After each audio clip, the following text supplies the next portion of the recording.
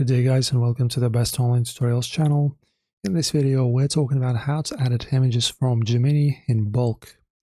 So let's look at the two fastest ways to bulk edit. So firstly, it's the Nano Flow extension. This is the pro secret. So if you want to do that, just search for the extension on Google.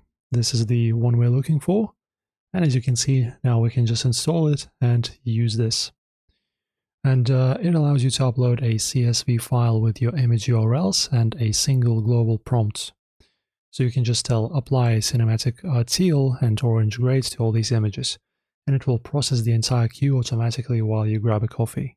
And then also, if your images are already in Google Photos, you can use the Gemini Ask Photos feature. So for example, if you want to do that, you just type in this kind of prompt. And then in the Gemini mobile app as well, you can now select multiple images at once from your gallery. Once selected, give one command, for example, like resize all these photos for Instagram stories and add a minimalist white border. And then Gemini will generate the edited versions as scrollable carousel instantly. So this is how you work smarter, not harder. If this guide helped you out to clear your editing backlog, hit like and subscribe.